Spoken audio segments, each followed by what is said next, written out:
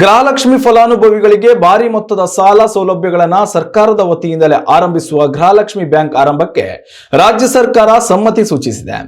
ಸಚಿವ ಸಂಪುಟ ಸಭೆಯಲ್ಲಿ ಗೃಹಲಕ್ಷ್ಮಿ ಬ್ಯಾಂಕ್ ಆರಂಭಕ್ಕೆ ಅಧಿಕೃತ ಮುದ್ರೆ ಒತ್ತಲಾಗಿದೆ.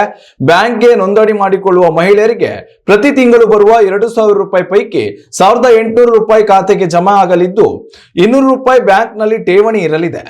30,000ದಿಂದ 3 ಲಕ್ಷ ರೂಪಾಯಿವರೆಗೆ ಸಾಲ ಸೌಲಭ್ಯ ಸಿಗಲಿದೆ.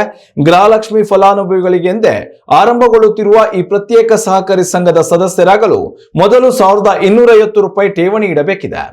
ಇದಾದ ಬಳಿಕ ಮುಂದಿನ 6 ತಿಂಗಳುಗಳ ಕಾಲ ಗೃಹಲಕ್ಷ್ಮಿ ಖಾತೆಗೆ 2,000 ರೂಪಾಯಿಗಳ ಬದಲು 1,800 ರೂಪಾಯಿ ಜಮಾ ಆಗಲಿದ್ದು, ಉಳಿದ 200 ರೂಪಾಯಿ ನೇರವಾಗಿ ಗೃಹಲಕ್ಷ್ಮಿ ಬ್ಯಾಂಕ್ ಖಾತೆಯಲ್ಲಿ ಜಮಾ ಆಗಲಿದೆ.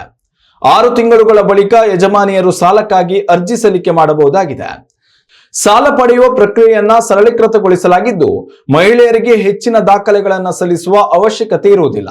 ಅಲ್ಲದೆ ರಾಷ್ಟ್ರೀಕೃತ ಬ್ಯಾಂಕ್ಗಳಂತೆ ವಾರ್ಷಿಕ 7% ಅಥವಾ ಅದಕ್ಕೂ ಕಡಿಮೆ ಬಡ್ಡಿ ದರದಲ್ಲಿ ಸಾಲ ನೀಡಲು ಸರ್ಕಾರ ಯೋಚಿಸಿದೆ.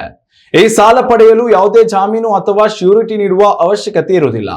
ಭವಿಷ್ಯದಲ್ಲಿ ಸರ್ಕಾರ ಬದಲಾದರೂ ಈ ಬ್ಯಾಂಕ್ ಮುಚ್ಚುವುದಿಲ್ಲ ಎಂದು ಸಚಿವೆ ಲಕ್ಷ್ಮೀ ಹೆಬ್ಬಾಳ್ಕರ್ ಸ್ಪಷ್ಟನೆ ನೀಡಿದ್ದಾರೆ.